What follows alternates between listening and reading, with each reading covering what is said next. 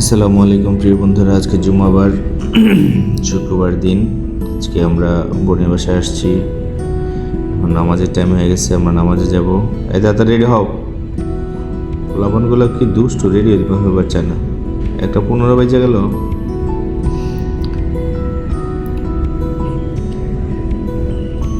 আজকে শুক্রবার, গরিবের জুমা মুবারক।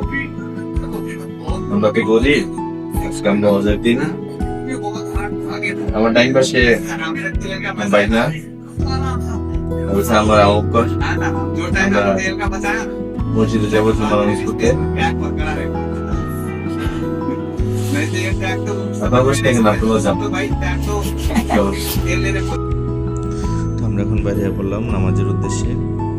একটা মনে হয় 20 থেকে তোমার কাছে চাইতেছি বানা আমার মরণ আসবেন কেউ তো জানে আমার মরণ আসবে কিরে চল কোন দিক দিয়ে যাবি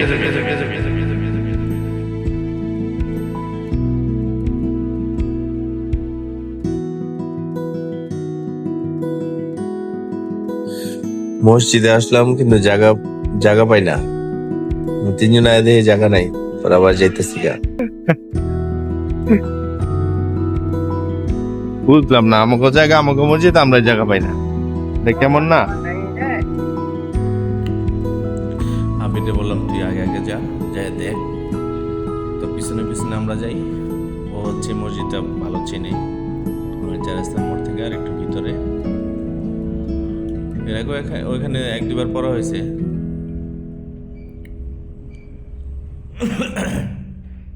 আমি পিছন থেকে ভিডিও করতেছি, ওরা যাইতেছে। তাড়াতাড়ি যাও।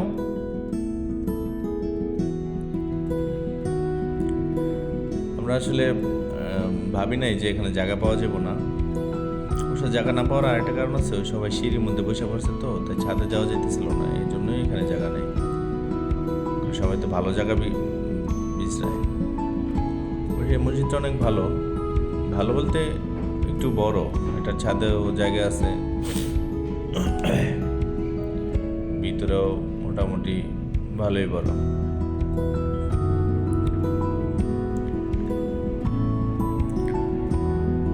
আইসা বসে আমরা মসজিদের কাছে। মসজিদ এইখানে তো আরো জুতা, মানে এখানে মনে হইতেছে না যেন এখানে আরো জায়গা নেই। আমরা কষ্ট মষ্ট করে সাদে এসে পড়লাম, সাদে আসা নামাজ শেষ করলাম। এখন এই ভিড়ের মধ্যে কি নামবো, এই জন্য একটু দাঁড়ায় আছি। দাঁড়াইয়া আশেপাশটা আপনারা একটু দেখেন। আশেপাশটা দেখাইলাম, মানে গ্রামীণ পরিবেশ দেখছেন। তেমন একটা বাড়িঘর নাই, মাঝখানে একটা মসজিদ। দেখেন কত লোক।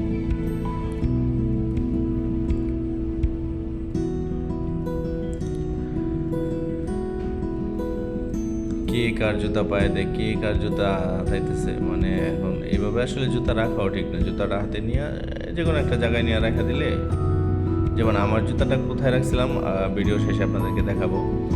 মানে আমি যেখানে রাখছি ঠিক সেখানেই যাই পেয়েছি। এখন ভিড় একটু কমছে, আমরা আস্তে আস্তে নামতে থাকি। আসছিলাম বড় বোনের বাসায় শুক্রবারে, তো আমরা এখন বাসায় যাব।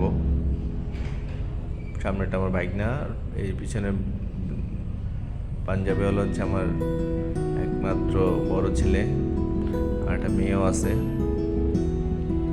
মাদ্রাসায় পড়ে।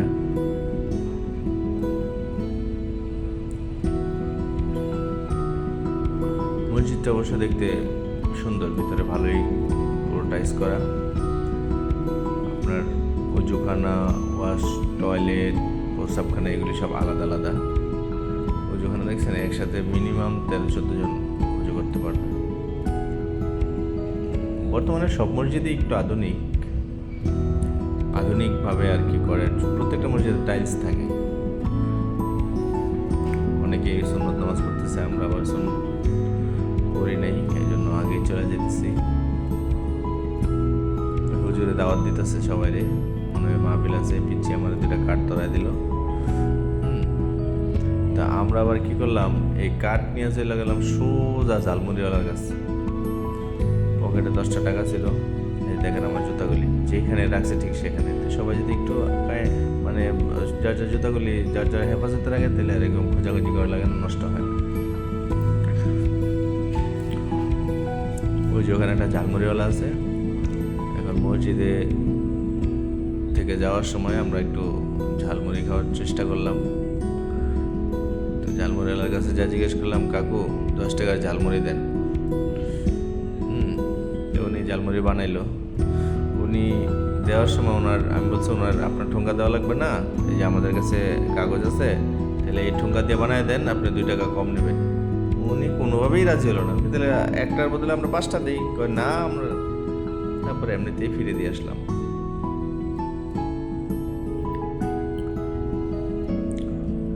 দশটা টাকাই ছিল পকেটে, অবশ্য মসজিদে দিতে আনছিলাম। এখন তো নামাজ তো মানে আমরা তো পরে আসছি, আর দেওয়ার সুযোগ হয়নি, খাইয়েই ফেলাই, আর কি করবো। মুরব্বী হাসি আমার কথা শুনে। এই ওড়ে নাই রে, আবুক করে আগে দিয়ে ওড়ে নাই।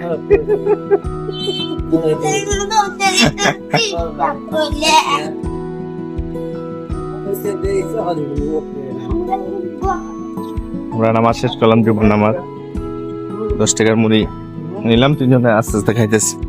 আমি আবার চালাকি করে বেশি জাল দিছি যাতে ওরা না খাইতে পারে। এখান দিয়ে ওরাই সব সাবার করে দেবে, আমার আগেই পড়েন। ওই দেন কিরম কারাগারি করতেছে দুজন। হ্যাঁ, একটা লাল মুরগি, একটা নীল মুরগি। কি আমার বাগেরটা হাতে দাও।